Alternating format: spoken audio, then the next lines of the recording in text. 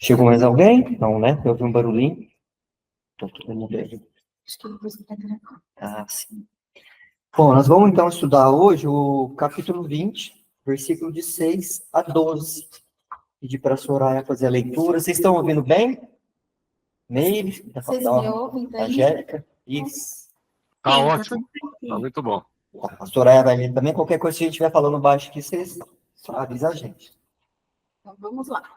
Paulo entrou no primeiro dia da semana, quando nós estávamos reunidos para partir o pão. Paulo dialogava com eles. Estando prestes a partir no dia seguinte, prolongou a palavra até meia-noite. Havia muitas lâmpadas na parte superior da casa, onde nós estávamos reunidos. Um jovem de nome Eutico, que estava sentado na janela, dominado por sono profundo, caiu do terceiro piso abaixo, dominado pelo sono, enquanto Paulo dialogava por mais tempo e foi removido morto. Mas Paulo, descendo, inclinou-se sobre ele e, abraçando-o, disse: Não vos perturbeis, pois a alma dele está minha. Depois de subir, partir o pão e prová-lo, conversou por muito tempo até o alvorecer. E assim partiu. E conduziram o menino que estava vivo, ficando confortados, não moderadamente.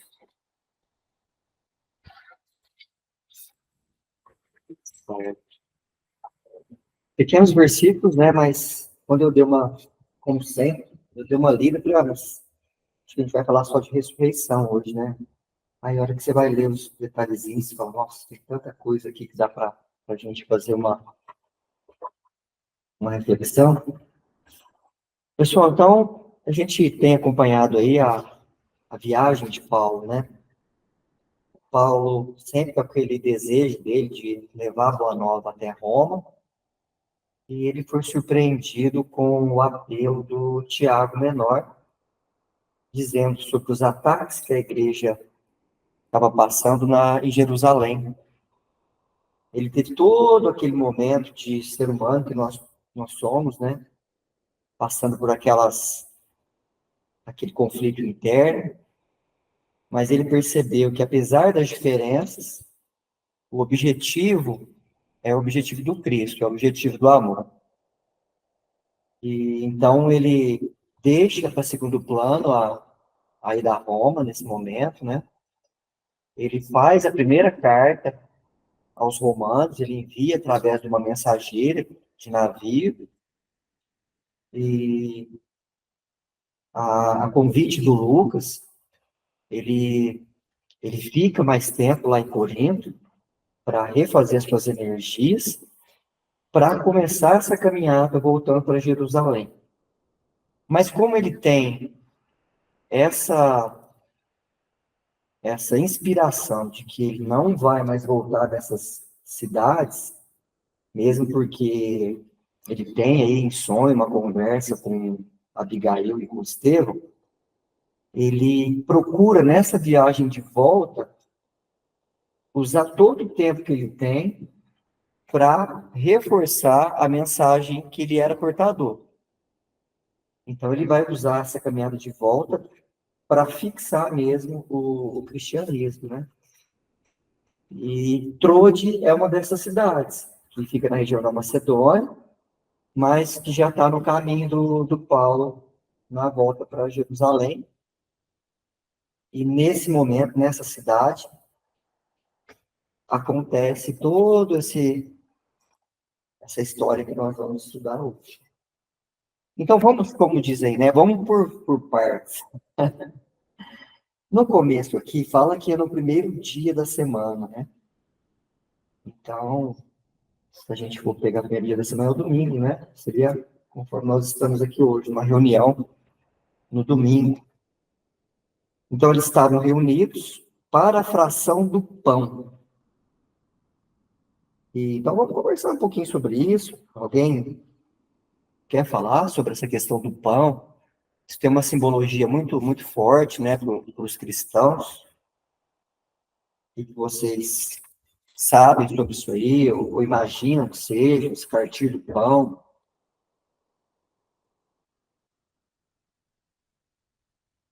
Olha, esse partir do pão aí não é desde a última ceia.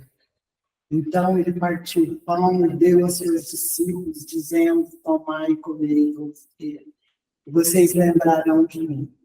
E a Eucaristia é essa distribuição de pães ainda, na igreja, vamos dizer assim, representando. Porque o pão significa o corpo do Cristo, né? Para a igreja. Para a igreja. Então, é aquela para lembrar. É simbólico, é cerimônia, mas é para lembrar, é para recordar. E esses primeiros cristãos já estavam fazendo isso lá, ó, dia de partir o pão.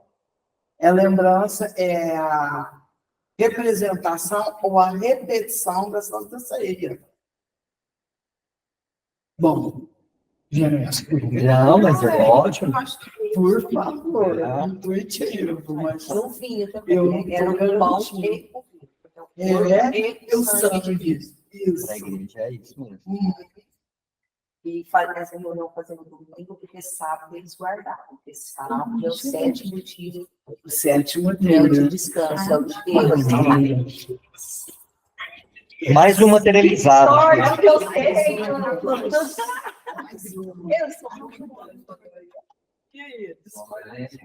Ele pediu para você passar por ali. Ah, não. Passa por aqui mesmo. Passa debaixo da mesa. Quem chega perto, passa debaixo da mesa. Não, ali, ó. Olha só uma galerinha. Não, vem por aqui que é Debaixo da mesa. Foi um levante. Passa o fio. Olha que tarde mais auspiciosa, gente. Me perdoe pela. Ai, que delícia. Tá bom? Eu fui na minha irmã pegar um. E aí você já viu, né? Quando as irmãzinhas se gostam. Mas tá bom. Marlene, nós estamos falando aqui que a reunião que teve em Troade, que é o momento que a gente está estudando hoje, que eles estavam reunidos com Paulo, né? Paulo era aquele mensageiro, ele estava ali com toda aquela boa vontade, porque ele sabia que ele não voltaria mais. Ele tinha aquela intuição de que ele seria morto quando ele fosse para Roma, né? Mesmo porque a perseguição da igreja já estava assim, num patamar muito avançado. E naquele momento que eles estavam reunidos, o Paulo, com toda aquela evolução que ele já tinha conseguido, né, de acolher as pessoas, tanto que fala ali que eles ficavam até altas horas, né? Fala aqui que eles estavam reunidos lá, né, para a fração do pão. E a gente estava questionando aqui, já de início, o que seria essa fração do pão, né? Qual essa simbologia, essa representação do pão? Aí a Gleide já adiantou para nós que para a igreja, né? Bom, Faz todo é o que eu sentido. imaginei, porque toda cerimônia católica do partir o pão, né, que é a missa, é uma cerimônia, e a hóstia é o corpo de Cristo, representa o corpo de Cristo. Certo. Então, é mais como memória, né, para a memória. E os primeiros cristãos já estavam fazendo isso. E também, assim, eu não sei explicar, mas eu sei que quando Jesus aparece para os discípulos, eles o reconhecem porque ele, do jeito que ele participou. Porque eu tenho a impressão que, certo, entre os judeus tinha uma maneira, né? Não é igual a gente vai pegando, cada um parte É um jeito, deveria ter um ritual. é o ritual. Só que eu não sei. Cerimônia. Mas por que eles reconheceram Cristo quando ele partiu? Partir o pão. Mas assim, eu não sei, a gente sabe É. pesquisar. É um Ai, pesquisa. gente, eu vou para quê? Esses discípulos que você fala aí, os discípulos de Emaús, né, que eles reconhecem. Isso. E Maús reconhece pelo jeito que partiu. Esses Mas de é claro Emaús, que a igreja deve trazer isso. Eu acho que sim também. porque os judeus, eles não fossem igual ao Cristo, né, que levantava e dividia. Eles eram assim, o pão, ele não tinha fermento, parece um pãozinho lá, né? É, Então, o que eles faziam? Eles tiravam um Era pedaço, pão máximo, sem fermento, ele Então, ficava. sem fermento, porque eles saem correndo do Egito e não deu tempo de fermentar os pães. Eles tiveram que comer no deserto pão sem crescer. Então, eles lembram, tem um máximo, né? é uma representatividade assim, daquele momento. Eles fugiram e não deu tempo dos pães fermentarem para assar. Então, é muito bonito, simbolicamente falando. É muito simbólico, né? É diferente desse pão dos cristãos. Mas, assim, se a gente for trazer para o dia de hoje, vamos pensar o seguinte: eles guardavam o sábado. Então, no domingo, eles trabalhavam. Era trabalho pesado, vamos dizer, naquela época. Tirando o Lucas, que era médico, a maioria, principalmente quem estava naquela reunião, era trabalho braçal, trabalho duro. E esse pão, então, assim, alimentava o corpo para depois também ter o pão da alma, né? Porque, assim, como que você chega à noite, Paulo ficou falando até meia-noite, o menino até caiu da janela, de tão cansado que ele estava, porque provavelmente, assim, era muito líquido, porque Paulo, ele já estava. Na época, ele já devia estar na casa dos 50 anos. Se a gente pensar que a longevidade naquela época, 50 anos, você já era a quarta idade, né? Você já estava... Eu já estava lá. Então assim, tinha esse pão e esse vinho, para depois você poder escutar, assim, aceitar o pão espiritual, né? Então, assim, Lucas escreve, e é o que ele podia escrever na época, né? Porque ele não podia falar desse pão espiritual, talvez eu não sei como é que é as escrituras. E o que foi tirado também tem escrituras, né? Mas eu vejo assim, essa simbologia. Eles reconhecem, né? vou falar mais alto um pouquinho, por favor. Vocês estão ouvindo aí, gente? Eu até esqueci, eu cumprimentei meus amigos. Vocês não estão ficando. Oiê! Opa, tudo bom, Marlene? Tudo. E Marlene? Tudo bem, meninos. E vocês, meninos? Né? A Soraya fez uma pesquisinha aqui no Google sobre a questão do pão. Eu vou ler o que está aqui, mas aí depois a gente vai fazer a nossa interpretação. Jesus é reconhecido ao partir o pão, tanto que os discípulos dizem: fica conosco, Senhor. Jesus ressuscitado vai, mas permanece na Eucaristia. Permanece vivo e verdadeiro. Na Eucaristia, Jesus dá tudo. O pão não é sinal de seu desejo de tornar-se nossa família. O cálice não é só um sinal de sua disposição de ser nossa bebida. Pão e vinho tornam-se seu corpo e seu sangue um ato de dar.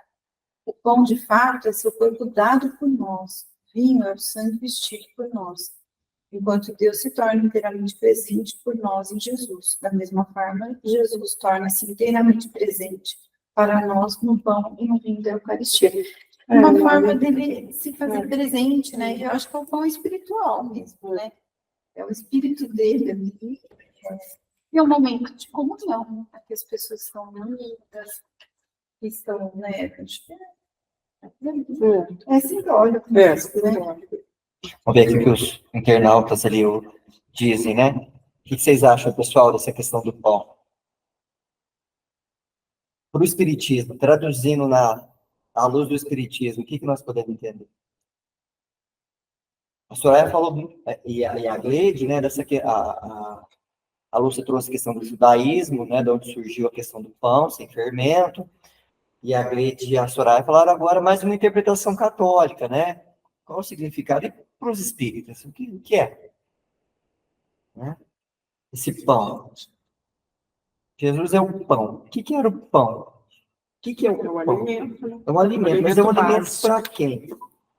É um alimento para todos. O pão é um alimento para todos. Quando Jesus fala que ele é o pão, ele está falando que ele é para todos. Né? Que ele é o amor, ele é a caridade, é para todo mundo. Então não tem separação de gentil, de judeu, de qualquer pessoa. Então ele traz uma renovação através do pão, né, mostrando o pão, dizendo que ele veio para todo mundo. Então, quando ele está lá com os discípulos de Emaús, que ele faz essa caminhada, eles não reconhecem, né, ele. Então, quando ele pega o pão e reparte, aí eles perceberam que era Jesus que estava ali. Mas é porque sempre ele fazia assim. Porque ele tinha um gesto, né? Olha lá. Ah, fala aí, Agora a Meire. Meire vai contar tudo. A Meire era judéia, Não, né? pensando em Jesus, nesse pão da vida, e o pão simbolizava muito cada gesto de Jesus, porque a gente percebe que quando ele partiu o pão, ele pegava e dava o primeiro pedaço para os discípulos, ele nunca pegava para si, já era um simbolismo de que ele veio para servir, não para ser servido, né? Não para ser servido. E também na última ceia, sabendo tudo aquilo que Judas iria fazer, ele parte o pão, o primeiro pedaço, para quem que ele dá? Dá para Judas, né?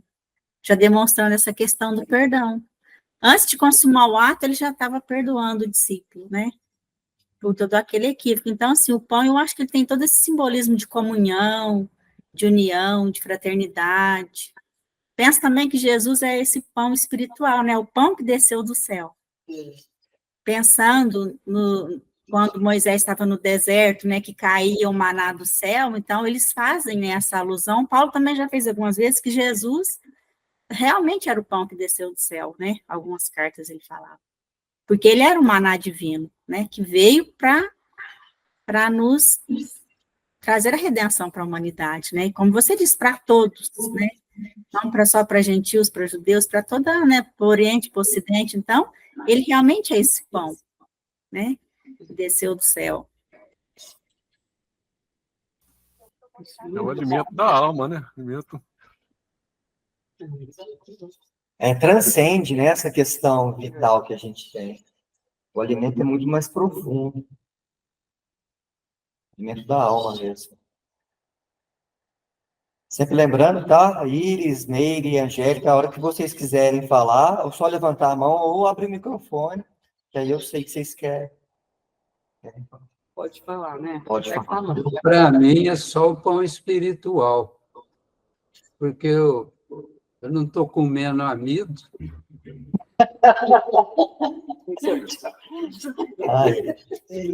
Mas quando acontecia essa partilha, esse pão e esse vinho também estavam magneticamente.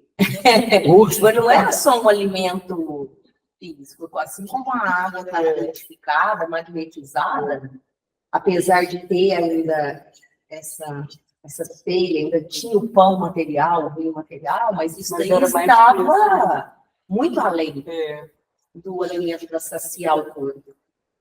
Ao ingerir, você já estava também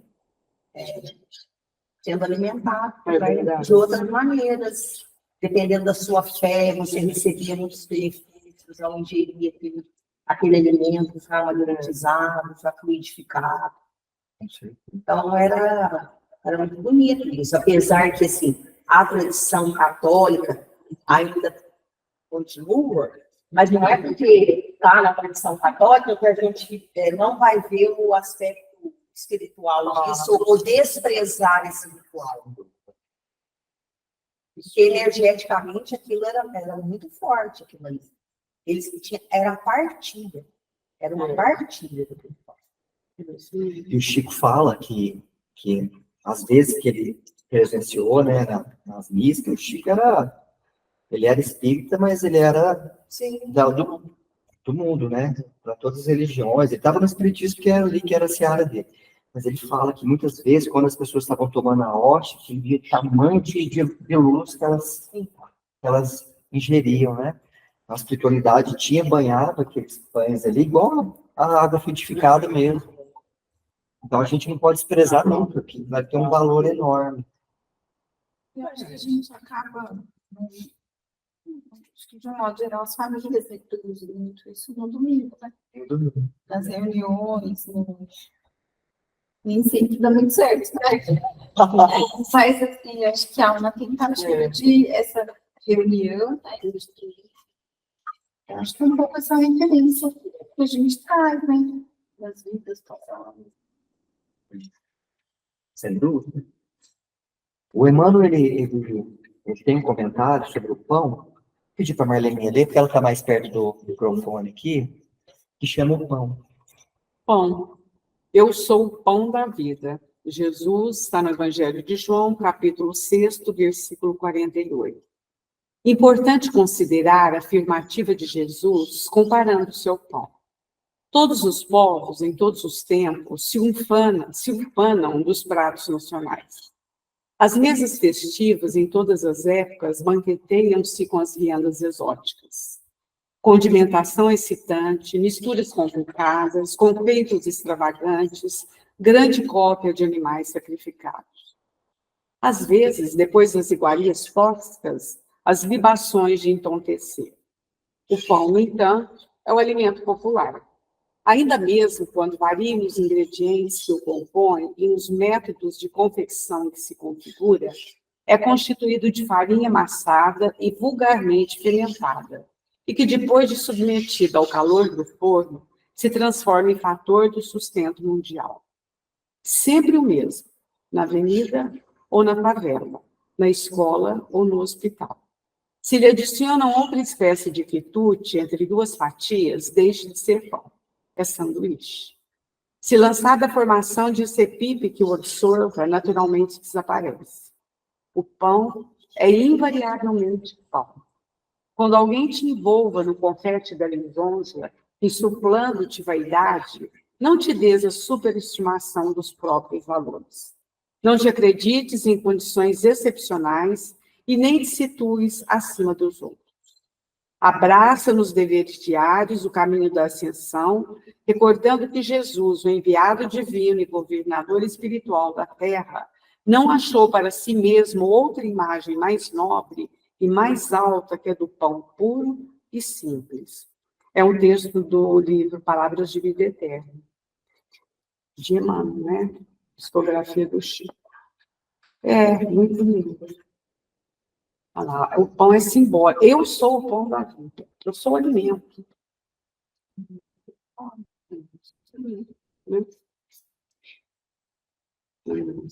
E o tanto que também traz a questão da humildade, né? Porque poderia falar assim, eu sou, qual o alimento mais gostoso que tem, né? O bolo de nozes com seu Mas aí queijo. ele estava restringido. brioche. Aí ele ia restringir. Porque quem come brioche? Quem come o bolo de nozes? O pão é um alimento que existe em todas as épocas, né? E está na mesa de todo mundo. Igual o Emmanuel fala, às vezes você faz um sanduíche, mas o pão mesmo. Em todas as nações, né? Em Talvez todas as diferente, nações, sim. assim, pão árabe, pão assim, pão assim, mas é o Mas pão. É farinha, fermenta. Não tem, não muda. Ele é puro e simples, né? Ele foi bem. Zé, nessa época aí, o pão não era esse pão nosso de hoje, era um pão, ele valia por uma refeição. Era um pão assim, beleza. O trigo naquela época não era igual ao trigo de hoje. Quer dizer, o de hoje não é igual o que era antigamente. Teve muita mudança, mexeram muito no trigo, né? E foi empobrecendo o trigo. Depois entrou a industrialização de alimentos, aí acabou com tudo. Então, na época, o pão, olha, era uma refeição.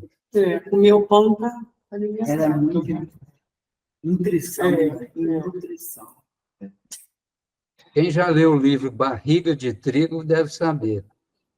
Ah, é? Isso é pouco pra mim. O homem está focado Esse homem tem uma criatividade. Pessoal, tem uma parte aqui que eu achei interessante. No primeiro momento eu não tinha percebido, mas depois eu li e fala assim, né, que foi no primeiro dia da semana, né?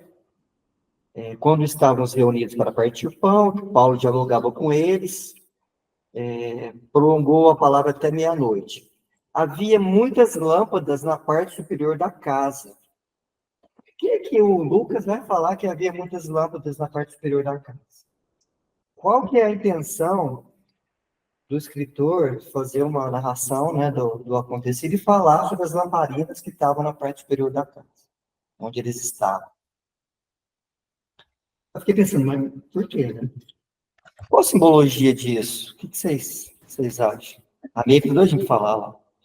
Eu acho que é a luz que Paulo estava trazendo de ensinamento ali. Porque ele fala que a luz era os archotes que estava, né, iluminando, mas a iluminação vinha da boca de Paulo, né? Pregando a palavra até meia-noite. Imagina, nossa, a gente pudesse ver uma fala dessa de Paulo. Era muita luz que eu acho que saía dali, porque aí ele já tinha vivido muito tempo, ele tinha passado muita dificuldade, muita luta, né? Já tinha ali na forja da vida aprendido muita coisa, naufrágio, pedrada, né? Eu acho assim que ele já estava bem calejado mesmo da luta ali, já tinha muita lição para dar mesmo, muito ensinamento, né, para dar. Eu penso que é a luz mesmo dos ensinamentos que estava ali, brilhando nessa noite. Ele fala de estar em cima, né? Ele está em cima, ilumina todo, né? todo o ambiente. Né?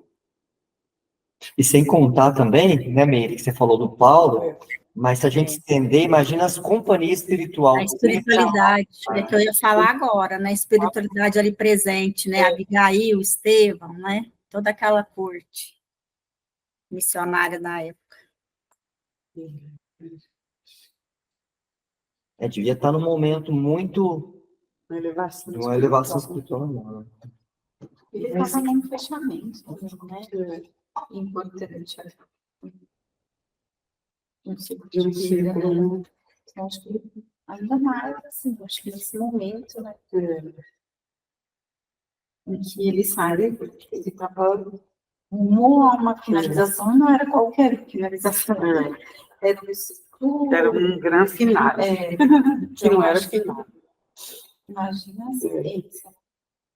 Coisa mais. Nossa, assistência para quem é vidente ali. Se a luz deve ser muito intensa. Claro, evidente. Sabe o que mais me impressionou nesse texto foi quando Paulo desce, inclinou sobre o homem que foi removido morto, e ele disse: não vos perturbeis, pois a alma dele está nele. Depois de subir, partir do pão provado, conversou por muito tempo até o alvorecer. Se alguém tivesse ali na janela, nós aqui reunidos, e alguém caísse removido morto, nós íamos ter essa tranquilidade que o Paulo teve. Eu fico impressionada com o estudo do Atos dos Apóstolos, que passa uma tranquilidade, uma serenidade que a gente espanta, porque nós, né, estamos aqui construindo a nossa fé, construindo toda a nossa segurança, né, em termos de tranquilidade. E ele depois ele ficou até tarde lá, e depois ele partiu o pão e provou, depois da coisa acontecida, de cair. Do menino ter caído. E ainda no final fala assim, e assim partiu, conduziu o menino que estava vivo, ficando confortados e não moderadamente. Olha aqui, Mas esse detalhezinho que você falou aí, que é interessante. Você falou que caiu por menino. Por que era o menino que estava na janela? E não era um velho, não era um adulto? Na Bíblia de Jerusalém fala que é um adolescente. Qual o significado também que tem de falar que era um adolescente? Por que era um adolescente que estava no parapeito, não era um adulto, um velho? Ele estava numa situação ali de imprudência. De risco. De risco. Quando a gente está numa trajetória que você não é prudente, como você está adolescente, você está assumindo certas condições. Então, assim, se você tentar tirar o espírito da letra até desse momento, a gente percebe, assim, que se você é pouco evoluído, está no início da sua evolução ainda, é um adolescente, pode acontecer algumas coisas com você se você não estiver preparado. Então, aquele menino ali simboliza isso também, né? Essa vulnerabilidade quando você ainda não tem uma maturidade. Então, mas aí voltando às luzes. Pode fazer dois. Não, e complementando. Das luzes. Tá, simbolicamente as luzes, como ele bem falou, assim, era toda uma pleiade ali que estava. Mas também tem o significado, por que o Lucas coloca? Porque apesar de toda a iluminação, de toda a assistência que estava ali, todos viram que aquele menino, ele não foi empurrado, ele não passou mal e caiu do parapeito, foi escolha dele. Ele dormiu. Ele fez uma escolha de dormir num local perigoso. Então, escolhas que a gente faz. O livre-arbítrio dele foi respeitado, só que ele caiu.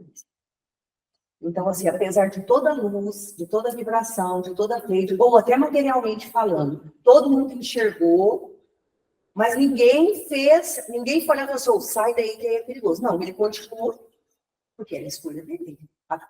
Essa imaturidade espiritual dele foi respeitada.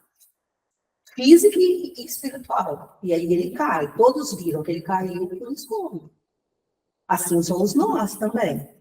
Ninguém vai pegar na minha mão se eu não estiver conectada, se eu não estiver alinhada com bons pensamentos, se eu quero fazer uma escolha e nesse momento, para mim, é a melhor, eu acho que o pai, na sua grandiosidade, ele vai deixar eu viver aquela experiência. Porque só aí vai acontecer o aprendizado. Então, assim, eu acho que tem isso também, dessas luzes. E assim também, é muito bonito isso que você falou. E quem está nessa trajetória e às vezes não é prudente, pode cair no sono. O que é o sono? Sim. Apesar de toda a iluminação, você está ali naquele seu mundinho, dormindo. Aí vamos trazer para nós, né? De repente a gente tem tanta luz, mas a gente está naquele sono espiritual. Preso naquele nosso... Estabiliza ali e fica naquele sono. Você está com o véu cerrado na sua frente, você não enxerga, você está dormindo. E não menos importante, que ele era o terceiro andar. Não era no primeiro andar, não era numa janela, não era no terceiro andar. Mostrando que a queda foi grande. Foi grande. Aí me ocorreu agora, quando Jesus vai, né, entrar em vigília lá, e os discípulos dele tornam, os que foram aí, ficando 10 dias, já nem para noite. Então, é o dormir que já vem aparecendo em outras, né? Em outras situações. E a gente dorme, às vezes. Nós dormimos, né? Apesar de estudar, do conhecimento, a gente dorme. Eu acho que a gente passa mais adormecido que desperto. A gente busca despertar, mas a gente permanece você tem mais razão. E aquele momento de tanta luz, semelhante ao momento que Jesus sobe um monte para falar com Moisés, com Elias e com Abraão, né? Era um momento que você está desperto. Né? Era um momento de tanta luz que você não aproveitar aquela oportunidade de estar desperto e cair no sono, você não estava aproveitando aquela oportunidade, né? Então você não estava sendo prudente, não aproveitando aquela oportunidade, e com isso o que acontece? As quedas. Igual você falou, aconteceu uma queda. É o que acontece na nossa vida. Às vezes as oportunidades são tantas que você não aproveita, até o momento que é o livre-arbítrio. Aí eu tenho que deixar você no seu livre-arbítrio. Tem que cair do terceiro andar. Cai do terceiro andar. E ele comeu o pão, e o pão para ele foi só material. Porque quando a gente come uma refeição, então some. Entendeu? Ele teve, assim, foi saciado materialmente, deu sono, mas ele não conseguiu absorver daquele pão a parte viria também as palavras, que ele seria o alimento da alma. Então, ele ali, ele estava na maternidade, adormecido na maternidade. Ele não tinha condição. Despertar. E aí, meninas? Angélica, Meire, Antônio, Iris, a palavra de vocês é importante. É mesmo, hein? Eu gosto muito quando ela fala. Eu não vou falar mais, não. Agora, Nossa, tá muito garel, né, Lu? não, e aí ela tá ficando constrangida. A Marlene que fica conversando muito.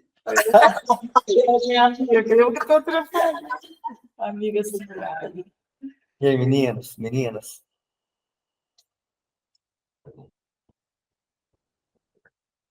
Vocês têm alguma coisa para falar sobre isso que a gente já falou até aqui? Porque agora, depois a gente vai falar de outra coisa.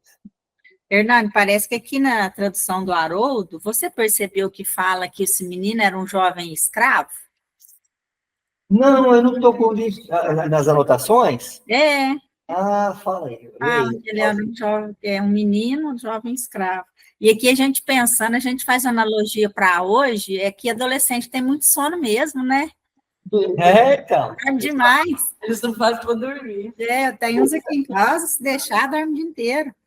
Meus netos também. Um escravo jovem.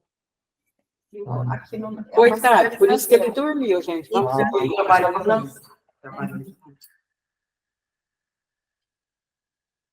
Bom, aí o menino... Eu acho que aí, desculpa, Pode só falar. um minutinho, né?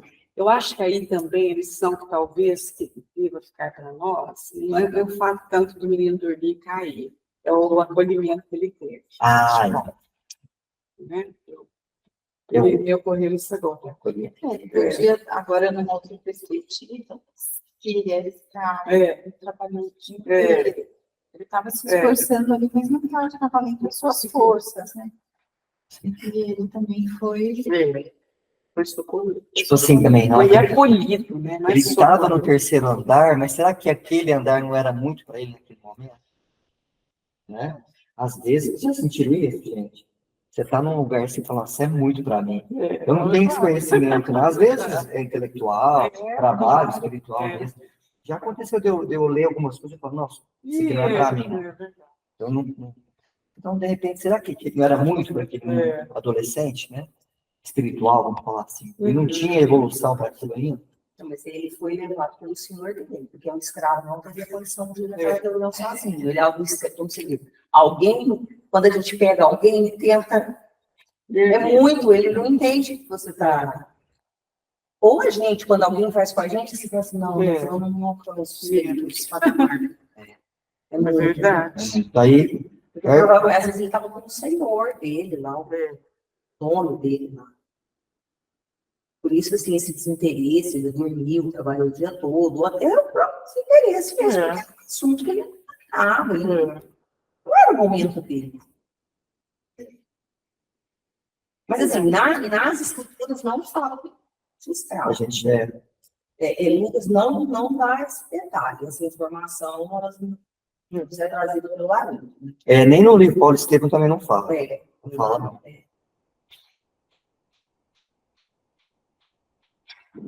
Não, isso aqui, daí tem uma que você acabou de ler, então, porque esse nome Descendo. que ele cai pelo sono, né? Aqui, ó, enquanto Paulo dialogava, Então, enquanto Paulo dialogava por mais tempo, e foi removido morto.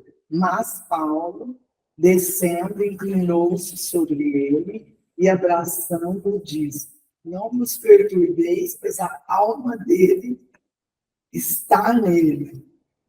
Não tinha morrido, não morreu.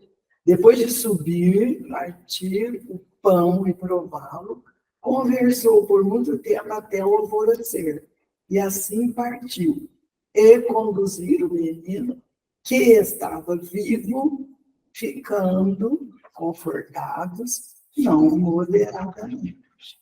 Poxa, imagina o episódio, né? Se a gente tinha essa tranquilidade toda, né?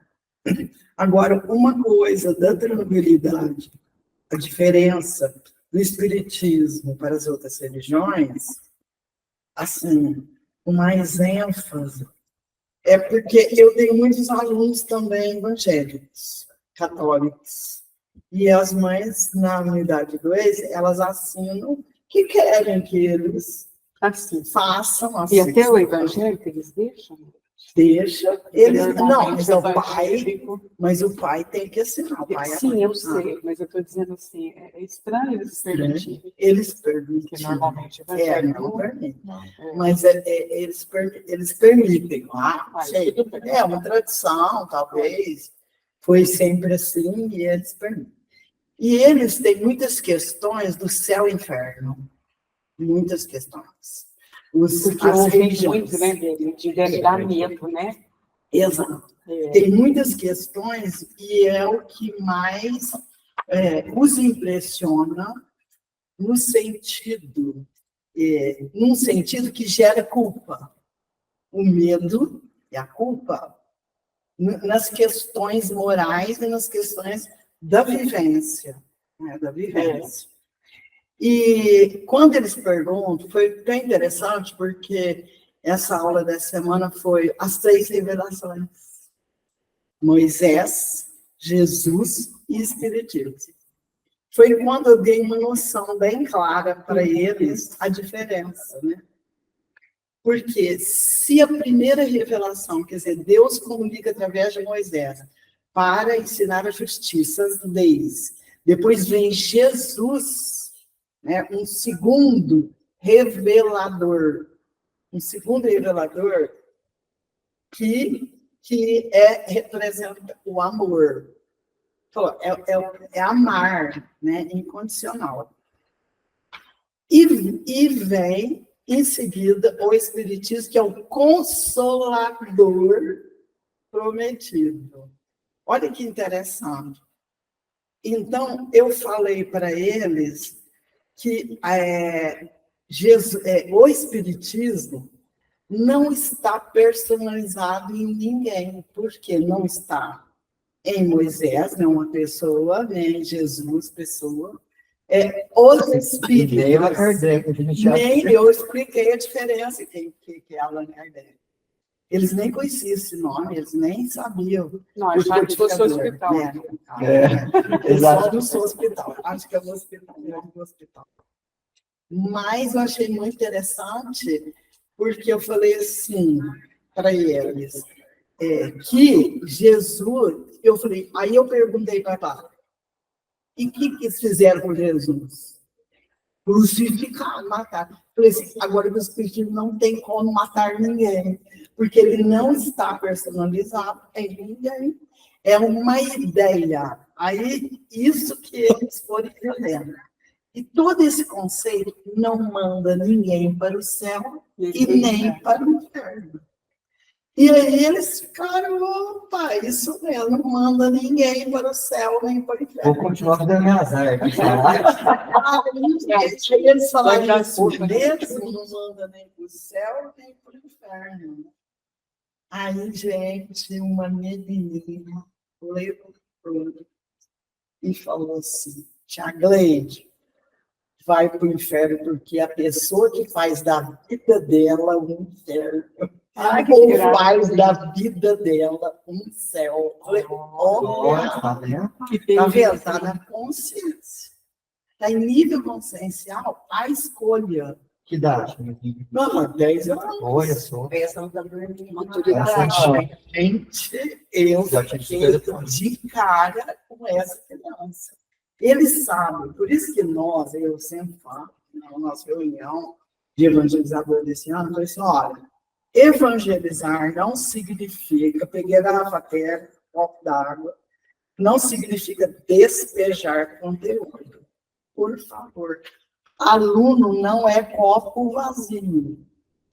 Ele já tem o conteúdo. E ele nem quer que você fique repetindo esse conteúdo. Ele quer mudar, crescer o que ele já conseguiu construir. de conhecimento e de fé. Você é só um colaborador, um ajudante para que, né, o que essas reuniões de Paulo aí, ó, é a mesma coisa. Ele já, com a pregação de Paulo, com todas essas milagres, né, e essa quase que milagre de ressurreição, ressuscitou o moço que caiu do andar lá, morto.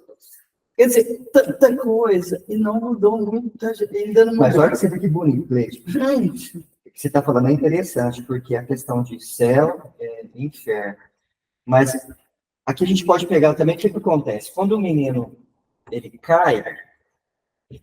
Teve uma queda. Paulo desce. Quantas vezes os maiores, Jesus, os benfeitores, descem para nos resgatar?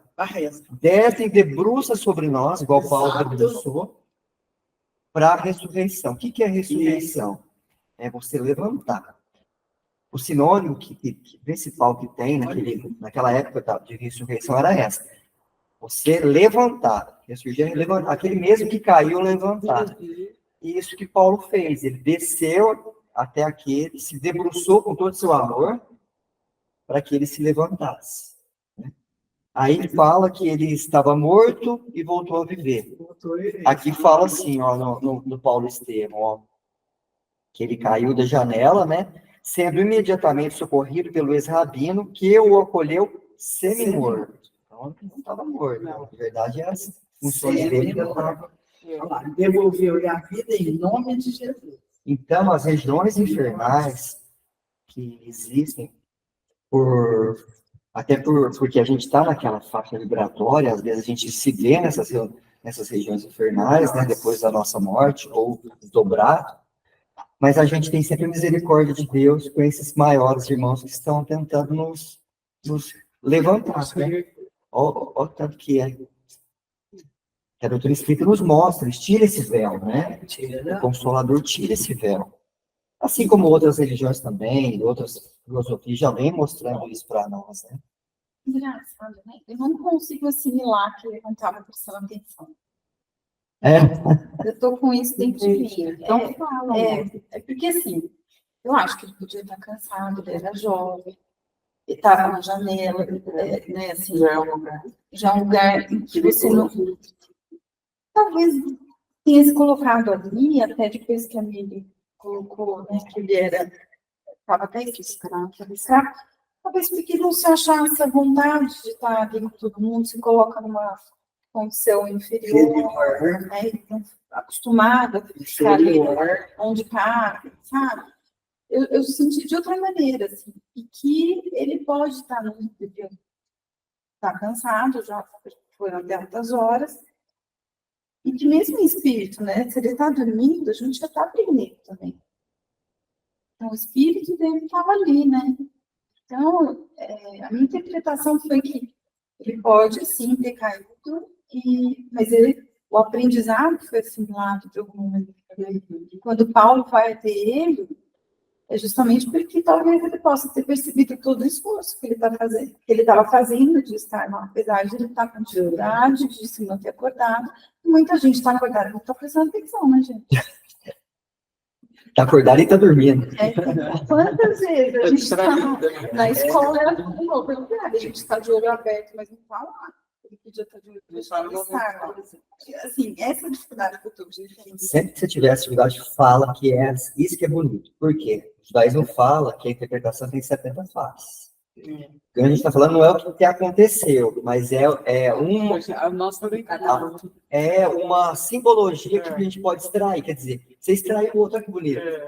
Entendeu? Então pode servir para um caso que a gente extraiu e você já trouxe outro.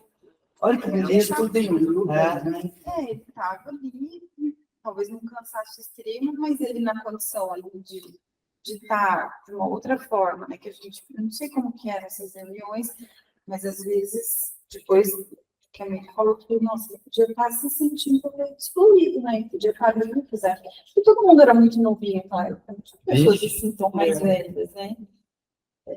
Daí, quando a gente fala dos apóstolos, eles eram jovens, né? Então, não sei, assim, eu tive essa impressão que ele, apesar de tudo, ele estava ali, né? Então, Nossa, muito bom. Isso mesmo. Sabe o que eu fiquei pensando nessa passagem? Vou polemizar. Vou perguntar para o Antônio. Vou andar com o Antônio. Aí, O Antônio acho que já está até dormindo. Vou perguntar com o Antônio. Gente, mas o Lucas era médico, ele não fala nada. O rapaz, o pai dele, ele era médico. Ele fala que o Paulo debruçou, Paulo fez isso, fez assim. Mas e o médico que estava lá? Tipo assim, não, houve ferimentos, mas Paulo, percebendo que ele estava, tá, assim... Ah, mas ele não fala nada. Ele era médico, ele conhecia as coisas, mas assim, ele só ficou escrevendo. Olha, tiro. E aí, Antônio? Como é que é? Ele como exercer medicina? Como é que fica? Porque assim, então assim, a minha interpretação é a seguinte, que essa passagem, ela é só simbólica. Tá? Ela é só simbólica. Isso, assim, historicamente, Porque não senão- aconteceu, não tinha esse edifício de 3 andares para fazer uma reunião cristão primitivo, gente. Gente, 3 andares O era estrado estava, com certeza, o terceiro era o melhor, não é? Então, porque assim, Roma tinha edificações de mais andares, mas eram destinados a classes mais abastadas. O cristianismo primitivo está num lugar, no 3º andar. Eu fiquei pensando, gente, isso aí, e Lucas não fala nada, assim, tipo assim, não, o menino caiu, o menino ficou lá semi-morto. Não sei, o que vocês acham? É interessante isso aí. Eu acho interessante vocês falarem, né? Porque de repente pode ter acontecido, é igual as bodas de Caná lá. Também existe a percepção dos estudiosos, que aquilo lá aconteceu, o casamento, tudo, mas aquilo que aconteceu foi contado de uma forma, mas para que os exemplos fossem extraídos mais elementos, entendeu? E aí, de repente, não eram 3, mas era uma casa normal, ele caiu num caiu de tão alto. Mas o exemplo foi supervalorizado para que a gente extraia essa simbologia toda, né? Mas pode ser, viu, gente? Não estou falando que também. Ou foi atribuído a Lucas, porque a gente sabe que teve muita coisa que foi colocada depois na Bíblia. Isso talvez porque, assim, como médico, eu senti falta de comentário dele, mas... Porque ele falou até das luzes, ele falou da janela. Aí ele não fala... Quando a gente lê o Paulo Estevão, parece que esclarece mais. Só que nessa leitura, se vou ler inteirinho para vocês, olha o que fala. Dando por ter terminado a tarefa nas zonas de Filipos, Paulo e os companheiros navegaram com destino a Troade. Nessa cidade, o apóstolo fez com inexcedível êxito a derradeira pregação na 7ª noite de sua chegada, que foi antes. Verificando-se o sério incidente com o jovem Eutico,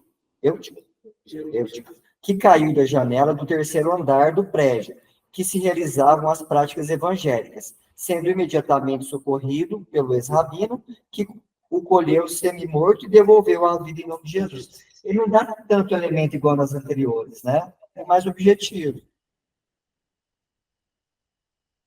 Mas eu acho que é para a gente extrair mesmo esses conteúdos. O que vocês acham, Meire? Você que viveu naquele tempo lá? A Meire estava lá e não vai falar. Meire, fala alguma coisa. Onde estavam Essa lição está difícil. Está fechado seu microfone. Eu não ouvi o apontamento da Soraya, que eu fui atender o portão, por isso que eu estou sem comunicar. É que eu falei que, assim, eu estou resistente para entender que ele não estava ali prestando atenção. Eu estou tendo outro entendimento, que ele, na verdade, ele estava ocupando um lugar, talvez por essa condição de escravo, esse lugar da janela, ali, né, um lugar mais ali próximo de todos, Mas eu entendi ele se esforçando para estar ali. Porque ele devia estar cansado, né? E em um dado momento ele acabou sendo tomado ali por um sono profundo. Mas que também não elimina. Muita gente está desperta e não está prestando atenção. Mas muita gente em sono está ali, né? Em espírito ele estava ali, eu acho. E aí eu fiquei pensando, será que ele não estava realmente ali, né, prestando atenção? Talvez ele estava num esforço extremo, assimilando de todas as maneiras ali, muito mais do que muita gente que estava ali com os olhos abertos. E depois a colocação da Lúcia, né? O contraponto que a Lúcia faz, você ouviu? O da Lúcia? Não ouvi. Que a Lúcia faz o seguinte questionamento: onde estava Lucas, que era médico, não socorreu a mulher? Você sabe a resposta, não é isso? Ele ajuda a gente. Eu penso assim, que às vezes a gente precisa olhar pelo lado espiritual mesmo, porque ele, às vezes, ele estava ali já para que Paulo pudesse demonstrar aquela sua habilidade já, né, que ele tinha. Porque o que acontece? Antigamente, para entender-se que a pessoa tinha algum dom que vinha de Deus, ele tinha que mostrar sinais.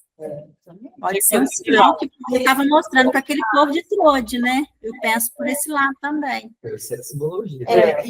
Aqui tem uma coisa que fala 2 vezes. Ele foi dominado pelo sono profundo. Então, Talvez ele tenha sido esse instrumento. o instrumento Porque no final eles falam, ficando confortados, não moderadamente. Então, quer dizer que eles ficaram meio eufóricos aqui, né? Pelo que entendi, diante daquela...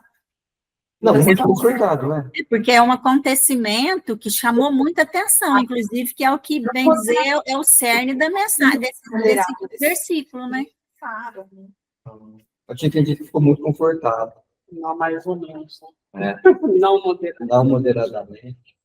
Eu acho que Moderadamente é muito. Não moderado, não ficar. Que não foi pouco, foi muito. Foi muito. Bom, é interessante, tá vendo? É um terceiro ponto. Terceira Que a vertente Miri do me falou entendimento. aí, já tinha corrido, né? Agora. Às vezes é para dar testemunho, né? Paulo. Agora eu faço uma pergunta para o Bruno. Se os primeiros cristãos tiverem que fazer atos dessa forma, desse quilate, de mostrar verdadeiras, vamos dizer assim, manifestações de cura ou de fenômeno, enfim, fenômeno. E o Espiritismo? Qual na atualidade? Como a nossa parte, qual é que vocês acham que vai transformar agora numa nova proposta de espiritualidade?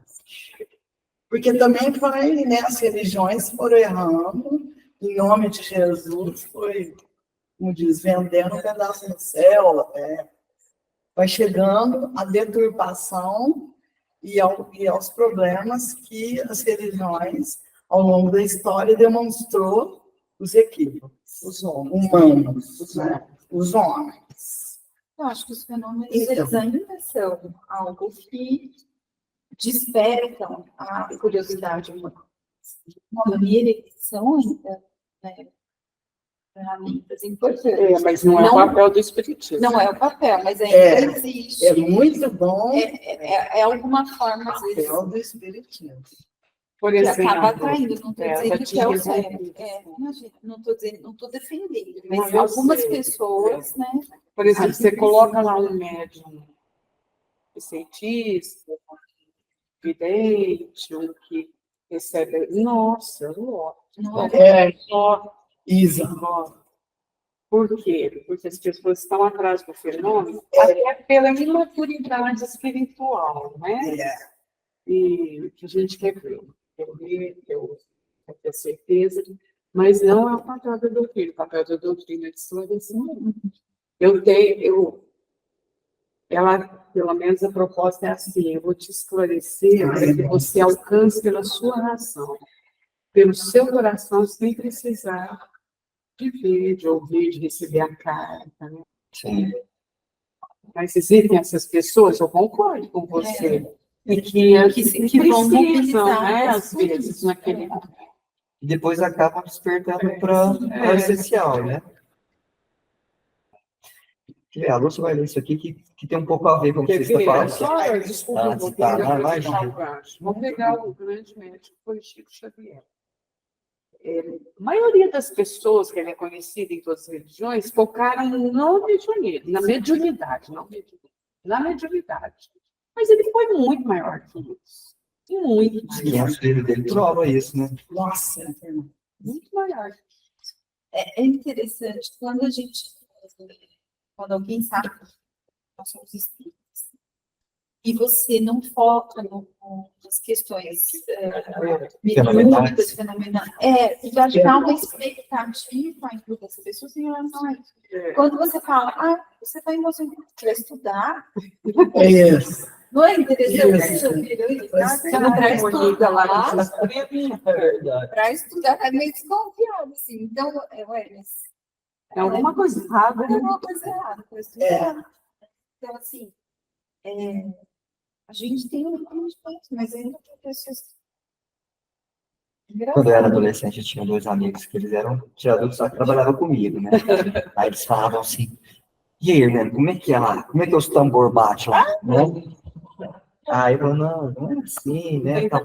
Não, mas se eu fizer um curso no Senai, depois eu posso já entrar lá batendo batuque lá, de percussão. Aí eles tiravam o sarro, não é nada disso, gente. Mas põe ele para ouvir o Bartô aqui, É? falar e sai correndo daqui, igual. Eles viram um tiro. Não, mas porque assim, a gente é espírita, você ri, você conversa. É a maior Tem tranquilidade. gente que você vê lá no centro, como a minha avó está, ela morreu, É. você tem gente que você vê lá no centro, lá, como que a minha avó está, se ela está bem. Quer ver um exemplo? Às vezes a gente atende as pessoas. Eu atendi um rapaz, um jovem, né? E ele expôs lá, problemático. Aí ele falou, nós vamos pedir orientação, encaminhado para tratamento. Tratamento é oração, né? Às vezes até uma reunião de obsessão. Mas depois que você me falar alguma coisa, eu falei, filha, eu já... Porque eu tinha que te falar, eu falei, a minha pretendência, eu já te falei. Ele quer confirmação. Eu te falei, nós já dialogamos aqui. Agora lá eles vão fazer um trabalho que eu não posso fazer, eu não sei, mas eles vão fazer. Mas o que eles iam falar para você? Fora o que eu falei, ninguém faz milagre. Né? Mas as pessoas querem ouvir do desencarnado. O encarnado não O serve. valor é maior para eles. E é assim, né, Meirinha? Vamos que vamos, né? Mas até a gente quer, né? Ó, Antônio quer falar alguma coisa aí. Fala aí, Antônio. Eu lembrei de como Kardec define o espiritismo. Instruir e esclarecer os homens para a transformação da humanidade. Transformação moral da humanidade. O objetivo do espiritismo é isso. Transformação pela instrução e esclarecimento. Não. Então, se a gente só se instruir e se esclarecer, mas não se transformar, não vai adiantar, né? Bom, vai ficar devendo uma parte. Fica para outra, né, Antônio? A Lúcia vai ler um textinho ali que vai colocar nos pacotinhos, um pouco disso aí. Necessário acordar. Desperta, ó tu que dormes. Levanta-te dentre os mortos e o Cristo te esclarecerá. Paulo, em Efésios, capítulo 5, versículo 14. Grande número de adventícios, ou não aos círculos do cristianismo, acusa fortes dificuldades na compreensão e aplicação dos ensinamentos de Jesus. Alguns encontram obscuridades nos textos, outros perseveram nas questiúnculas literárias. Inquietam-se, protestam e rejeitam o pão divino pelo envoltório humano de que necessitou para preservar-se na terra. Esses amigos, entretanto, não percebem que isso ocorre porque permanecem dormindo, vítimas de paralisia das faculdades superiores. Vou ler de novo essa frase. Nossa. Esses amigos, entretanto, não percebem que isso ocorre porque permanecem dormindo, vítimas de paralisia das faculdades superiores. Na maioria das ocasiões, os convites divinos passam por eles, sugestivos e significantes.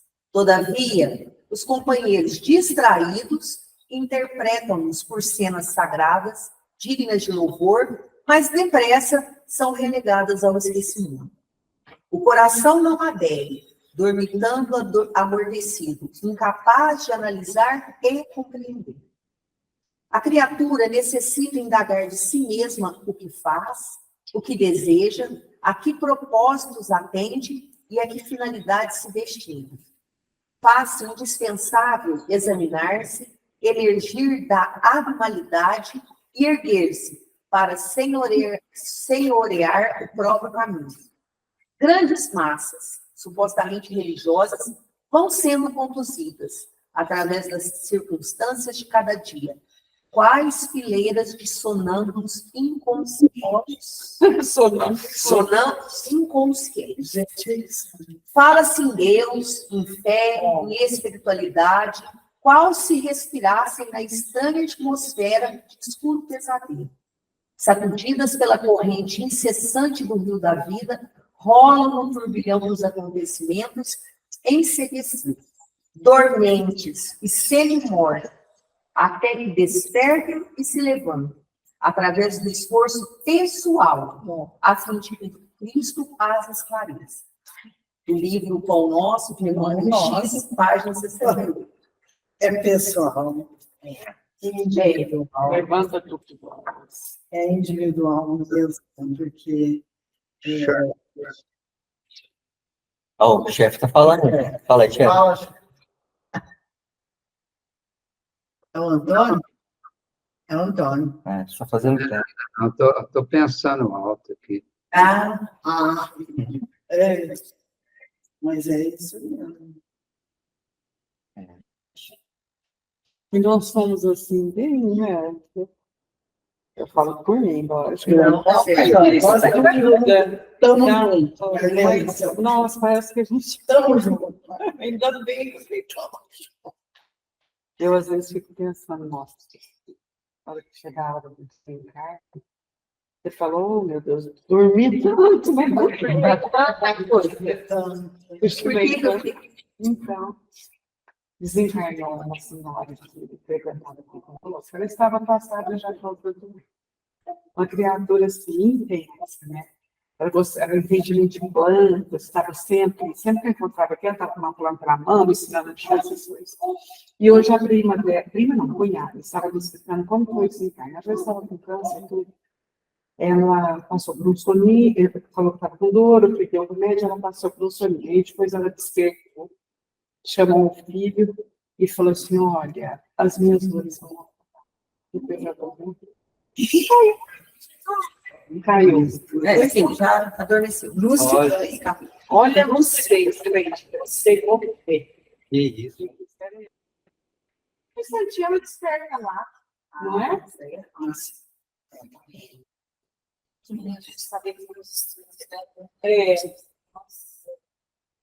Quais são os estudos? No magnetismo, a gente viu um caso uma semana que foi de um médico. E já tinha, né, conhecimento do espiritismo, e aí ele desencarna e imediatamente já começa a trabalhar. O DNR, coisa mais linda. Daí você fala, gente. Como assim, né? Como assim? entendimento. Desencarna que a gente vai lá e já dá a comunicação, ó, já tudo zoado, tá? Tudo assim. Nossa, eu gosto de despertar do Bezerra, você já ouviu? É? Que a sua Elis Schubert fala, eu acho que é no livro dela, né? E a Celina, né? A Celina é mensageira de da Mãe Santíssima. Chega para ele e fala, ai, Bezerra, tá bom, filho, pode despertar, né? Você já tá aqui, né? O que é isso? Chega perto da janela. Aí vem uma multidão ensinando um lenço. Mas quem são essas pessoas? todos aqueles que você ajudou. Porque ele nem sabia mais, né? Ajudava sempre. Beleza, né? Nossa. Trajetória. Maravilha. Pessoal, mas depois que ele desceu, debruçou sobre mim, Não sabe conformar. Não tá. Fala aí, Hernani, vamos ver. ele debruçou sobre o menino, tá, menino? Né? Ele passou fluido vital. É. Né? Depois ele subiu e já foi comer pão, parece que tá bom. Mas eu estranhei. Mas ele já ressuscitou. Mas é assim, é a tranquilidade, né? Mas como que volta para a atividade normal assim? Então, talvez, pelo que a Meire já falou, talvez porque aquilo estava programado, e ele, como médium, Não sei, salário. sabia o que ia acontecer, que Eu ia aquilo... saber tudo. Talvez, por isso.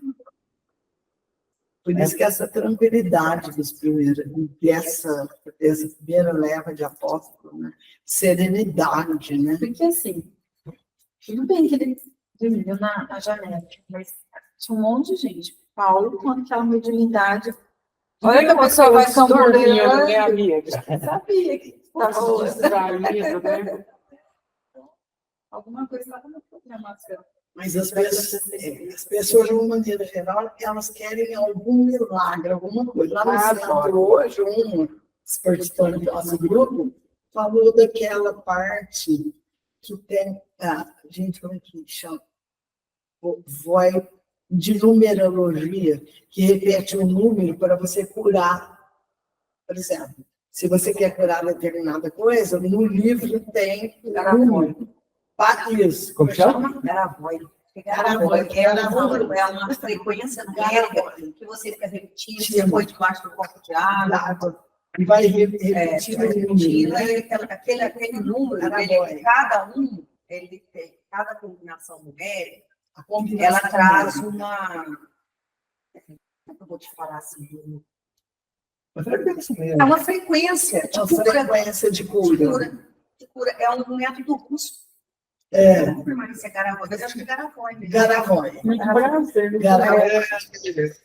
Então, as pessoas querem, de uma maneira geral, elas querem alguma coisa que, como diz, de fora que passa para elas.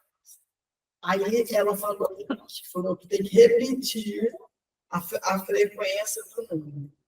Aí eu peguei e falei, assim, ai, meu nosso Jesus, deixa uma frequência para nós. O Pai Nosso. Você É a síntese mais assim, sintética, é o Pai Nosso, que ele ensinou, que é a oração, né, que ele nos ensinou. Eu falei assim, olha, na necessidade, para eu ficar mais animada com uma coisa de doença, eu acho que eu fico repetindo. Gravovoi.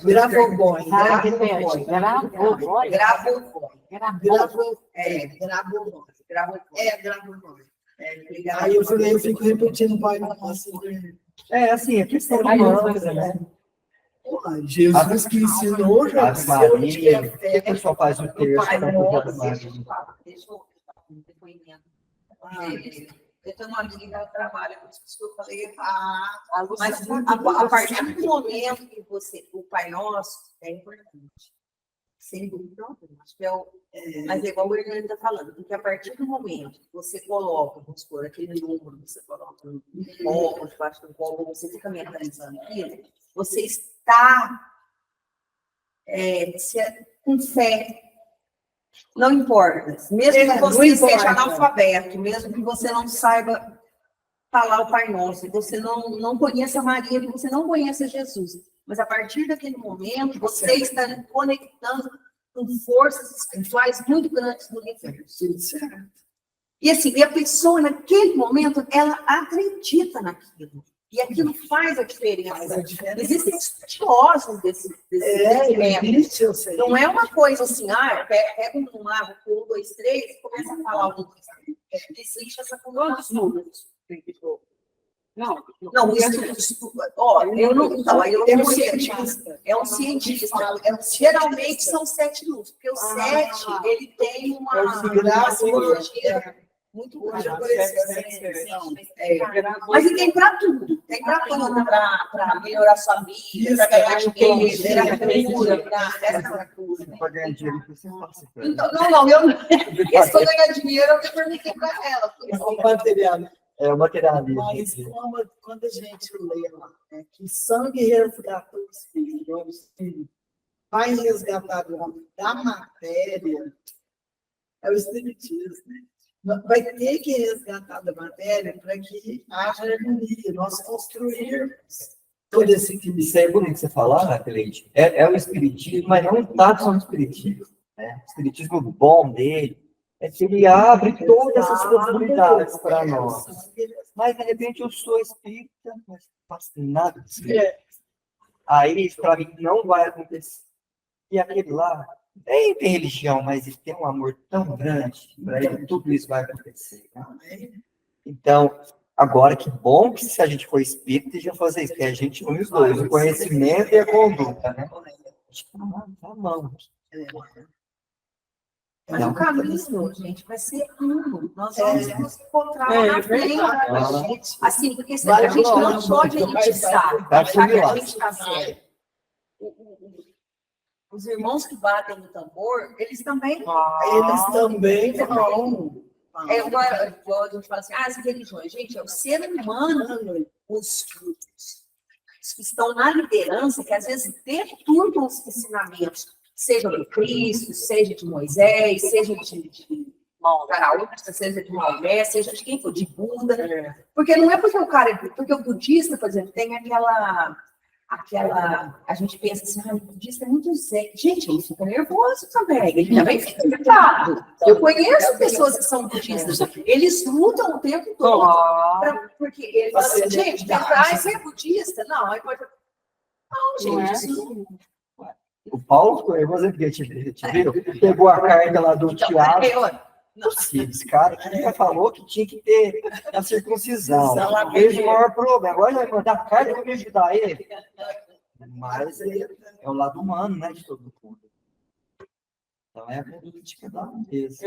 Eu também penso assim, Lúcia, é engraçado que às vezes as pessoas estão fechando questão